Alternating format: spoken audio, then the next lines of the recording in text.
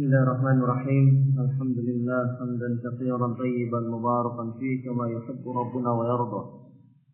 Asyhadu an la ilaha illallah wahdahu la syarika lah. Wa asyhadu anna Muhammadan abduhu wa rasuluh. Sallallahu alaihi wa ala alihi wa sallama taslima mazida amma ba'd. Qala hafizahullahu ta'ala fama syahidul ilm alladhi huwa ma'rifatullah wa ma'rifatun nabiyhi wa ma'rifatul islam bil adillah. Dan apakah syahid dari pengertian ilmu, yaitu ma'rifatullah, yang mengandung ilmu itu mengandung pengertian ma'rifatullah, mengenal Allah, ma'rifatun nabiyyi, mengenal nabinya, wa ma'rifatul islam bil adillah, mengenal Islam berserta dalil-dalilnya. Yang pertama al-imanu, yaitu keimanan. Wa wajhu dzalik, yang mengarahkan kepada hal yang demikian ini, annal imana fil lughah at-tasdiq. Sesungguhnya iman secara bahasa maknanya adalah at-tasdiq. Pengertiannya adalah at-tasdiq. Wa fil istilahi, adapun secara istilah, wa qawlu bil lisan, yaitu diwujudkan dengan bentuk perkataan secara lisan, wa i'tiqadu bil qalbi, dan diyakini dengan hati, wa amalu bil jawarih, dan mengamalkannya dengan segenap anggota tubuh. Wa yazidu bi ta'ati, dan iman itu akan bertambah bi ta'ati, dengan ketaatan, taat kepada Allah Subhanahu wa taala. Wa yanqusu bil ma'siyah, dan iman itu akan berkurang dengan seseorang melakukan kemaksiatan. Wa hadha huwa tamamul ilmi billah, dan ini merupakan bentuk kesempurnaan ilmu kepada Allah. Wa bin nabiyhi, dan ilmu tentang nabinya. Wa bidinihi, dan ilmu tentang agamanya. Ini adalah bentuk kesempurnaan, yaitu manakala iman benar-benar terwujud dalam bentuk perkataan secara lisan, yaitu diikrarkan, kemudian i'tiqad bil qalb, yaitu dengan meyakininya secara penuh di dalam hati seseorang, kemudian wal amalu bil jawarih, yaitu mengamalkannya dengan segenap anggota tubuh kita. Dan iman akan bertambah manakala seseorang taat kepada Allah, taat kepada Rasulnya. Dan iman akan berkurang manakala seseorang melakukan maksiat kepada Allah dan Rasulnya. Ini adalah kesempurnaan dari ilmu tentang Allah, nabinya, dan agamanya. Qala mas'alatu tsaniyah, masalah yang kedua al-amalu.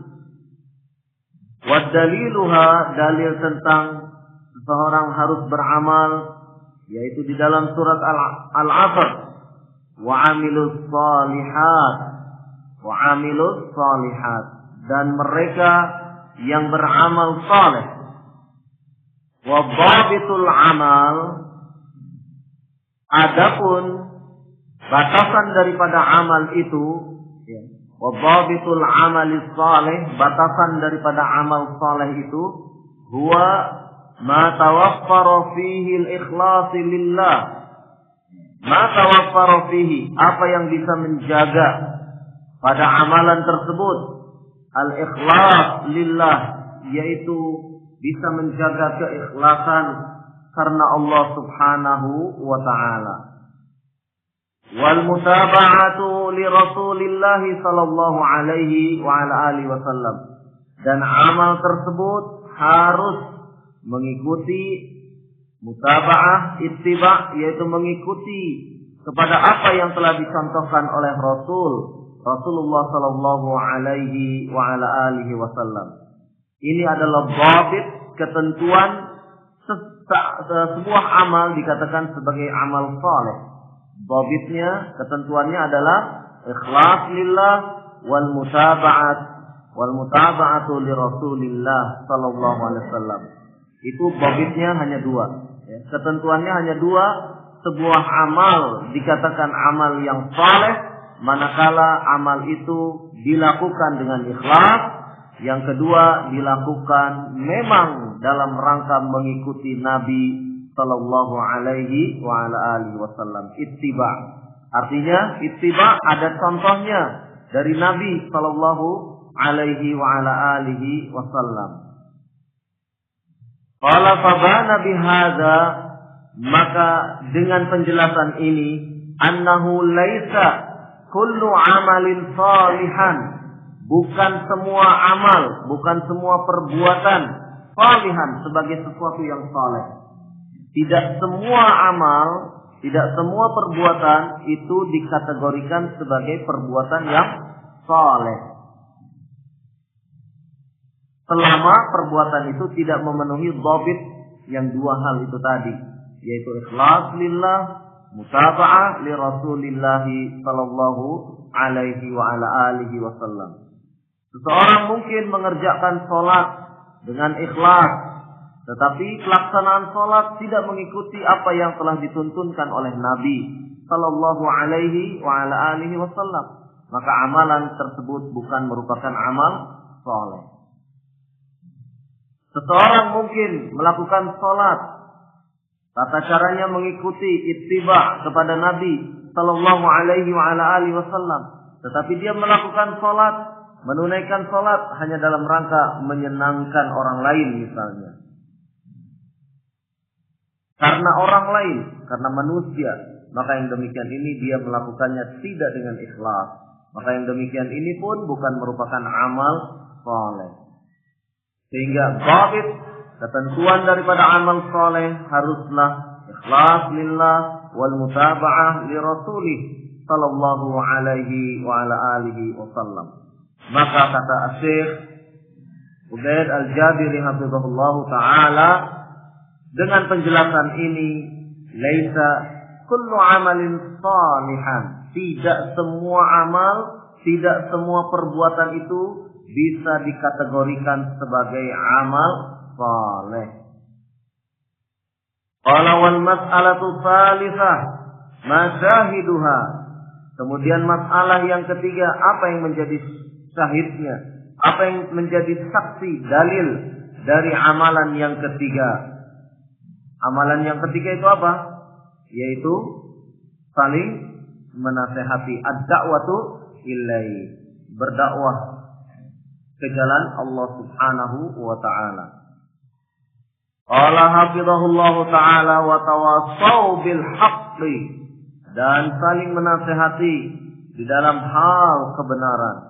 Ayyusa ba'dhum ba'dhan bil haqqi, yaitu saling menasehati di antara mereka sebahagian dengan sebahagian yang lainnya, bil haqqi, dalam hal masalah kebenaran, dalam hal menetapi masalah kebenaran. Qala wal haqqu. Sekarang kita beralih tentang definisi al-haq. Al-haq itu apa?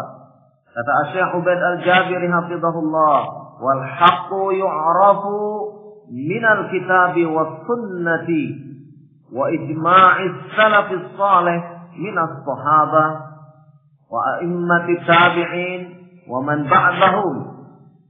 Yang dimaksud dengan al-haq yu'raf, yaitu diketahui ataupun dikenal minal kitab, yang berasal dari al-kitab. Al-haq kita kenal selama dia berasal dari al-kitab, yaitu dari Al-Quran.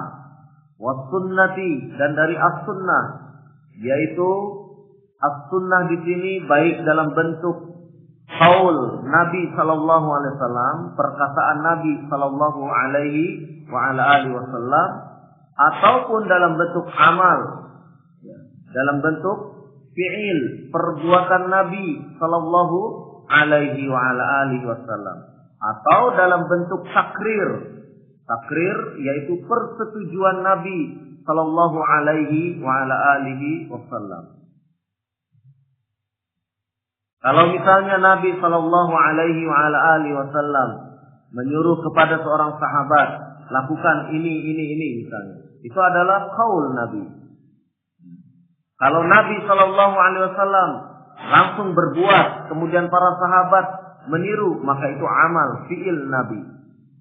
Kalau Nabi sallallahu alaihi wasallam melihat seorang sahabat melakukan satu perbuatan, kemudian Nabi sallallahu alaihi wasallam diam. Diamnya Nabi ini menunjukkan persetujuan atas apa yang diperbuat oleh seorang sahabat tersebut. Maka diamnya Nabi yang disebut dengan takrir ini, diamnya Nabi sallallahu alaihi wasallam adalah merupakan sunnah, hukum. Kenapa? Karena mustahil seorang Nabi Rasulullah sallallahu alaihi wasallam mustahil membiarkan sahabat melakukan maksiat. Kalau dia melakukan maksiat, pasti Nabi sudah menegurnya. Tetapi ini Nabi sallallahu alaihi wasallam tidak menegurnya, berarti perbuatan itu sah, boleh untuk dilakukan. Ini bentuk takrir artinya. Persetujuan atau diamnya Nabi sallallahu alaihi wasallam mengandung persetujuan atas perbuatan salah seorang sahabat. Maka ini pun menjadi hukum. Inilah yang dikatakan sunnah. Wa ijma'us salaf as-salih min as-sahabah. Kemudian ijma'. Ijma' adalah kesepakatan. Kesepakatan salafus salih. Siapa salafus salih di sini? Minas sahabah, yaitu dari kalangan para sahabat. Wa a'immatil tabi'in, dan para a'immah tabi'in. A'immah tabi'in seperti Mujahid, kemudian seperti misalnya disebutkan Abdullah bin Umar dan seterusnya, termasuk Abdullah bin Abbas radhiyallahu anhuma. Kemudian waman ba'dahu, dan yang setelah daripada mereka, di mana mereka mengikuti kepada salafus saleh ini. Qala falaisal haqq, maka bukanlah sebuah kebenaran fi afkaril bashar, yang berasal dari pemikiran-pemikiran manusia. Afkar jamak dari fikratun, pikiran, pemikiran. Al-bashar yaitu manusia. Bukanlah termasuk kebenaran sesuatu yang dihasilkan dari pemikiran-pemikiran manusia. Wa manahijul bashar, dan dari wa manahijul bashar, dan dari manhaj, cara pandang. Manhaj itu kalau dalam bahasa Inggris mungkin way of life. Cara pandang seseorang, cara hidup, cara memandang hidup seseorang, itu bukan merupakan al-haq. Manahijul bashar, cara pandang manusia.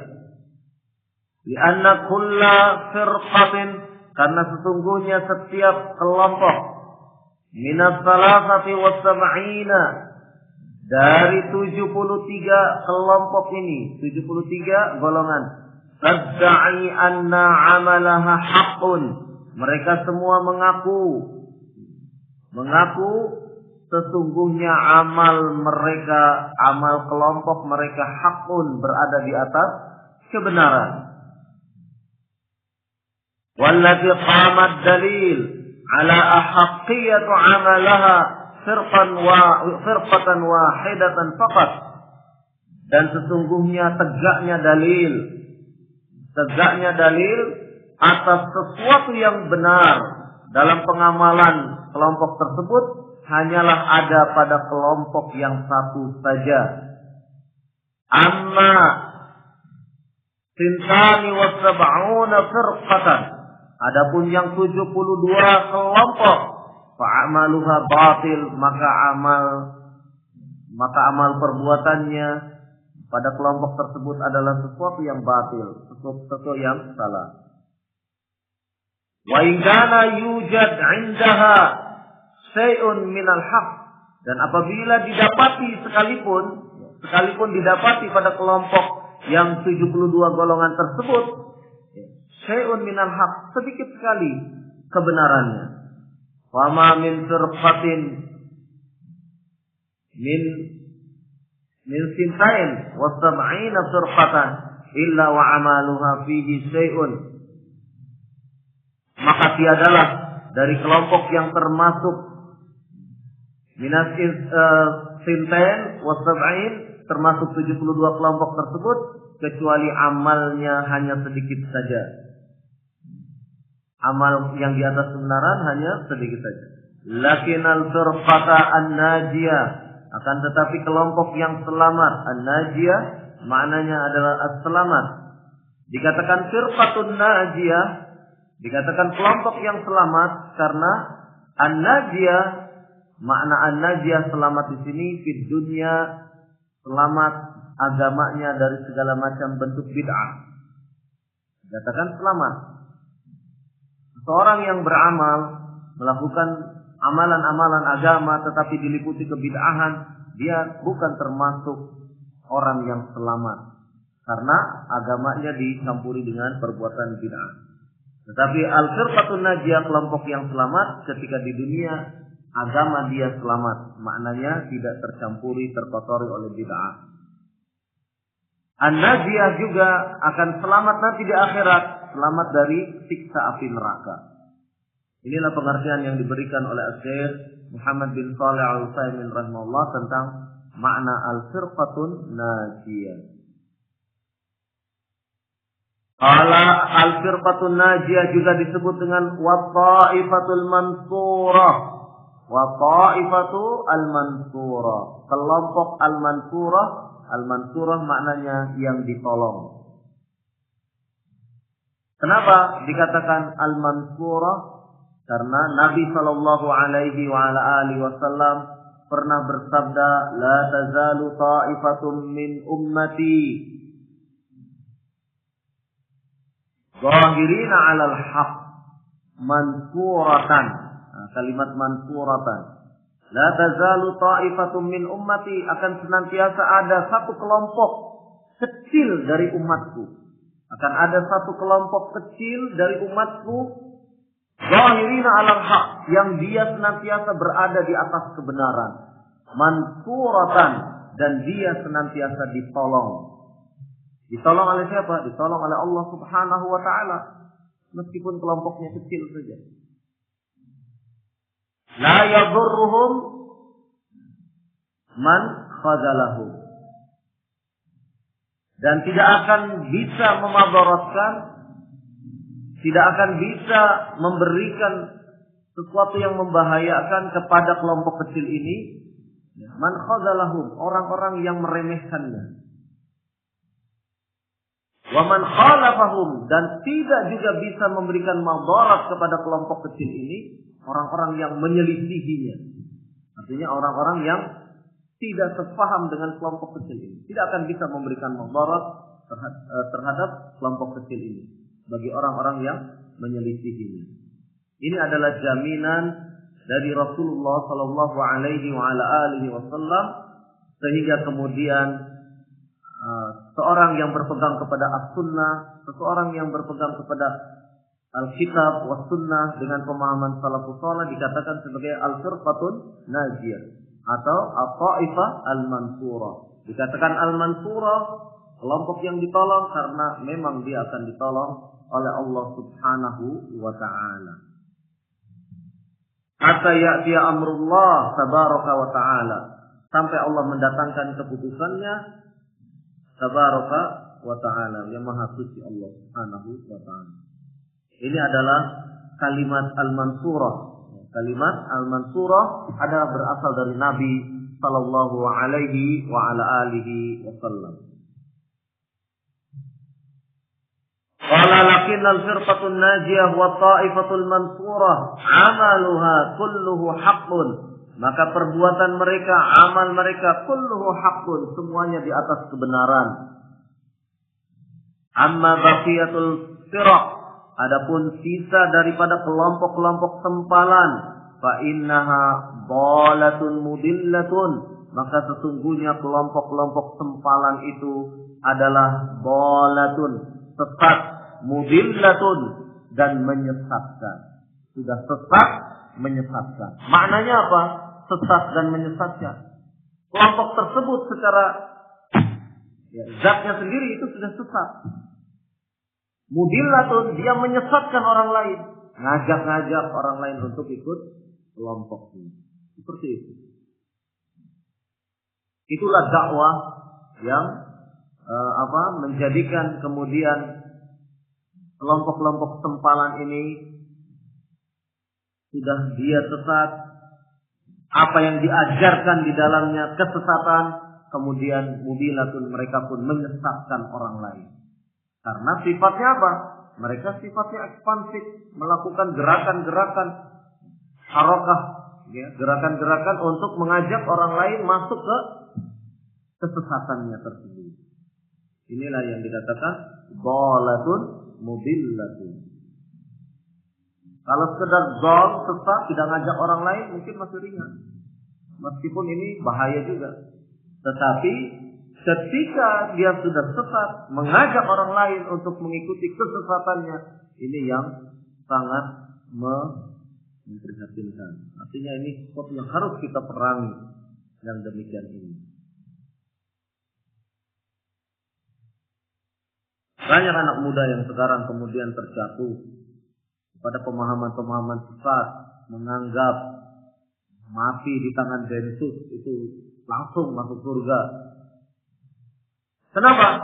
Densus kan togut. Kita kan perang dengan togut. Jadi kalau perang lawan togut berarti mati syahid. Mati syahid atau mati sangit. Menganggap diri di atas kebenaran, al-haq. Tidak ada ilmu pada diri mereka. Tidak ada ilmu pada diri mereka. Mereka menganggap melawan aparat itu adalah sesuatu yang mulia. Padahal ulil amri wajib untuk ditaati. Allah Subhanahu wa ta'ala sendiri sudah berfirman, ya ayyuhalladzina amanu ati'ullaha wa ati'ur rasul wa ulil amri minkum. Allah sudah menegaskan, taatlah kamu kepada Allah, taatlah kamu kepada Rasulmu dan ulil amri. Siapa ulil amri? Ulatul umur atau para ulama. Taat. Mereka ulama tidak ditaati, ulatul umur pemerintahan tidak ditaati, orang-orang berilmu tidak ditaati, kemudian pemerintahan pun tidak ditaati. Tidak ada ilmu pada diri mereka. Mereka berjuang di atas kebatilan. Mereka berjuang di atas kebatilan.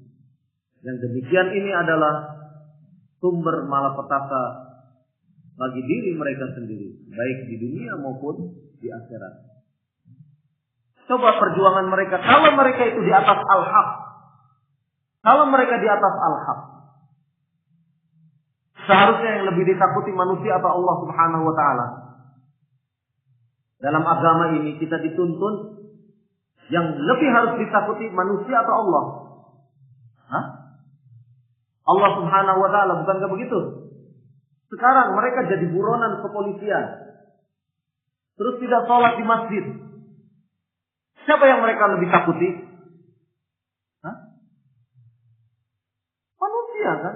Polisi lebih mereka takuti daripada Allah Subhanahu wa ta'ala. Inikah perjuangan yang benar? Hah? Inikah perjuangan yang benar sehingga mereka meninggalkan masjid, sehingga mereka meninggalkan sholat jamaah? Padahal ketentuan dia harus pergi ke masjid, dia harus sholat jamaah adalah dari Allah dan Rasulnya. Allah Subhanahu wa ta'ala telah berfirman, ya ayyuhalladzina amanu urku'u wa roka'u. Ya ayyuhalladzina amanu, wahai orang-orang yang beriman, rukulah bersama orang-orang ma'ar raki'in. Warka'u ma'ar raki'in. Rukulah kalian bersama orang-orang yang beriman. Maknanya apa? Sholat berjamaah, diperintah untuk sholat berjamaah. Ya ayyuhalladzina amanu urka'u ma'ar raki'in. Artinya diperintah untuk berjamaah. Nabi SAW banyak hadisnya yang memerintahkan untuk sholat berjamaah. Tetapi mereka lantaran takut kepada polisi sehingga kemudian sembunyi dan tidak pergi ke masjid. Lantas siapa yang lebih ditakuti? Allah atau manusia? Inikah perjuangan menegakkan syariat Islam?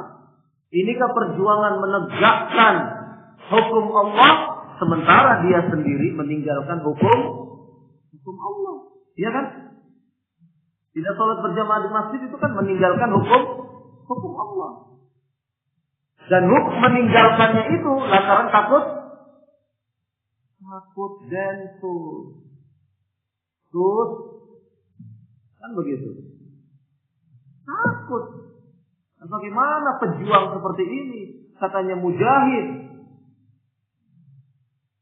Lebih takut kepada manusia daripada takut kepada Allah Subhanahu wa Ta'ala. Ini sudah jelas nampak secara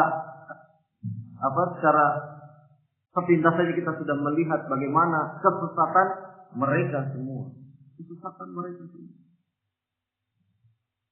Apalagi sampai ngebom orang yang sedang sholat. Jelas, ya kan? Menghalangi seseorang untuk sholat saja sudah kafir dia hukumnya. Apalagi membunuh orang yang sedang dalam keadaan jelas hukumnya. Apakah ini kemudian dikatakan orang-orang yang ingin menegakkan syariat Islam? Tegakkan syariat Islamiyah. Tetapi justru orang-orang seperti inilah yang meruntuhkan perjuangan untuk menegakkan syariat Islamiyah. Menuduh ke kita cuma ta'lim. Kapan jihadnya? Mengajarkan cuma tauhid. Kapan jihadnya?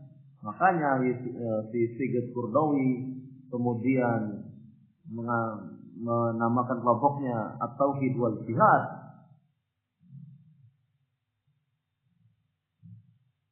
Tauhid jihad lagi. Mulia sekali namanya. Tidak pantas mereka menyandang nama At-Tauhid wal Jihad. Jihad ada ketentuannya, jihad ada tata caranya. Orang-orang jahil menganggap orang menuntut ilmu itu bukan jihad. Menuntut ilmu din itu adalah jihad. Bagaimana orang akan berjihad sementara dia tidak paham syariat berjihad itu sendiri? Betul tidak?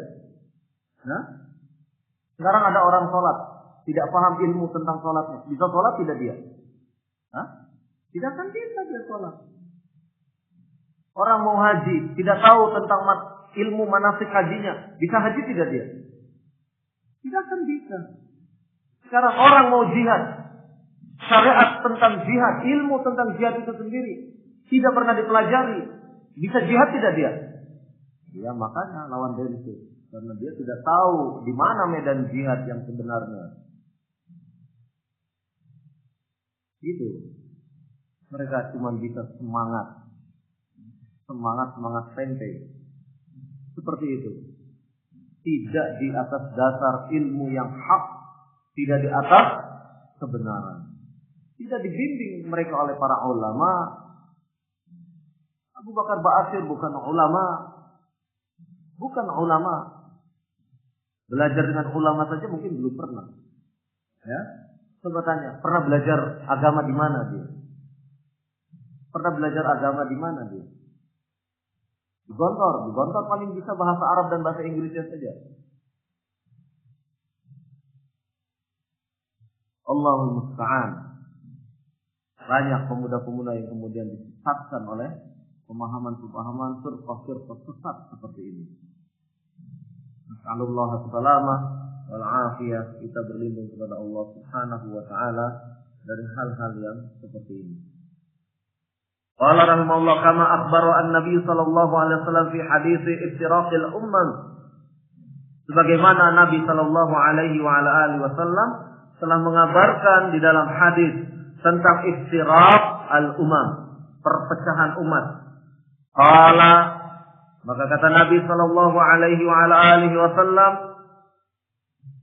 wa sataftariqu ummati ala 73 firqatan kulluha fin nari illa wahidah. Qalu man hiya ya Rasulullah?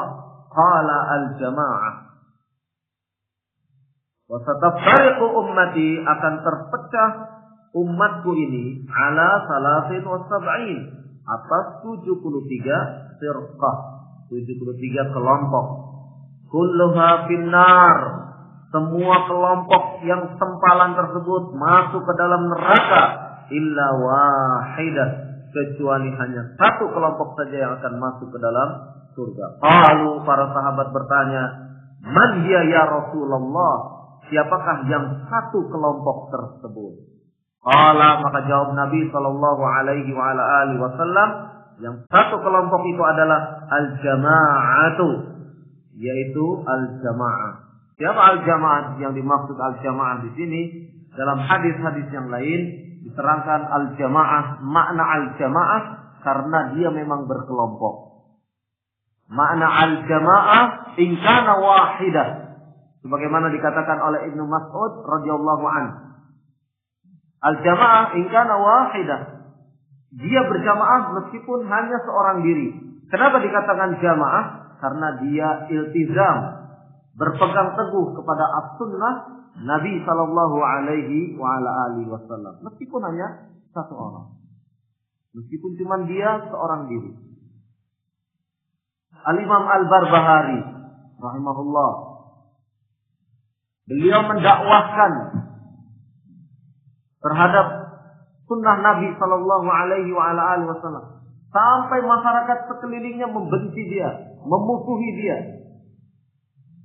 Tetapi dia terus, beliau rahimahullah mendakwahkan tentang sunnah sampai beliau hidup sendirian. Ketika beliau wafat, tidak ada yang mengurusi jenazahnya kecuali pembantunya. Hingga kuburannya pun tidak boleh di pemakaman, sampai dikuburkan di rumahnya sendiri. Karena demikian besarnya tingkat permusuhan umat, tingkat permusuhan ahlul bidah kepada Al-Imam Al-Barbahari, sampai dimakamkan di rumahnya sendiri. Sampai akhirnya ada orang yang mencoba mengintip ke dalam rumahnya. Ternyata yang menyolatkan adalah orang-orang berjubah putih. Yang menyolatkan, siapa mereka? Tidak ada orang sekitarnya yang mengurusi jenazah. Mungkin kan itu mereka adalah para malaikat. Itu Al-Imam Al-Barbahari. Apakah kemudian kesendiriannya Al-Imam Barbahari ini menunjukkan dia di atas kebatilan? Nah, meskipun dia sendirian, dia adalah al-jamaah. Karena beliau rahimahullah adalah orang yang iltizam kepada sunnah Nabi sallallahu alaihi wa ala alihi. Meskipun sendiri. Bahkan dalam hadis yang sahih riwayat Al-Imam Bukhari, tidak hanya para imam seperti ini, para nabi pun ada yang punya pengikutnya cuma satu orang, tapi dia yaumil qiyamah.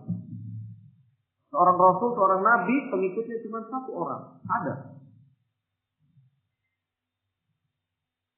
Artinya menunjukkan bahwasannya banyak sedikitnya pengikut bukan menjadi ukuran untuk menentukan kebenaran. Bahkan dalam kelompok ini dikatakan ta'ifah. Bahkan Nabi SAW menyatakan, la tazalu ta'ifatun min ummati, akan senantiasa ada ta'ifah. Ta'ifah itu apa? Kelompok kecil. Min ummati, dari kalangan umatku. Zahirina alal haq, yang kelompok kecil ini akan berada senantiasa di atas al-haq. Jadi sudah ketentuan dari Nabi SAW. Kalau orang yang senantiasa berada di atas al-haq ini adalah kelompoknya, kelompok kecil. Sedikit jumlahnya. Allah Subhanahu wa taala sendiri sudah menyatakan, wa qalilum min ibadiyas syakur.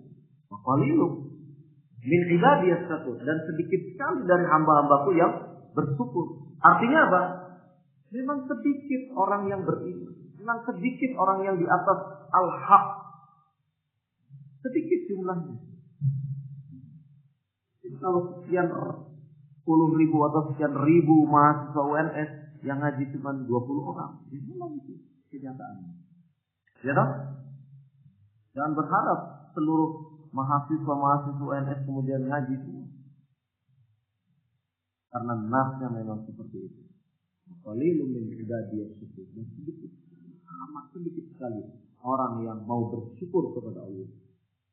Dan kata Nabi, la tazalu ta'ifatun min ummati. Ta'ifah, kelompok kecil saja. Segelintir orang saja yang mau di atas al-haq kebenaran. Qala hadhihi riwayah as-sahihah. Riwayat ini adalah sahih.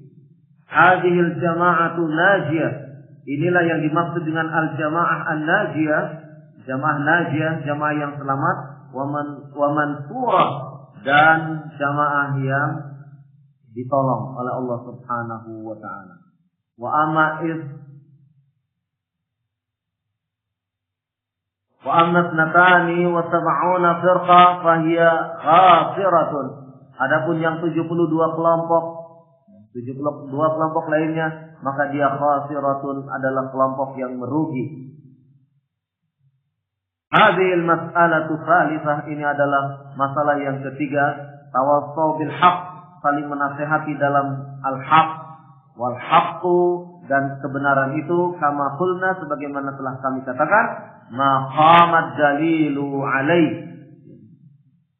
Yang dimaksud dengan al-haq adalah apabila dalil tersebut tegak padanya, min kitabi, yang berasal dari al-kitab, au sunnah, dari sunnah, au ijma'i min salafil ummah, atau kesepakatan dari salaful ummah.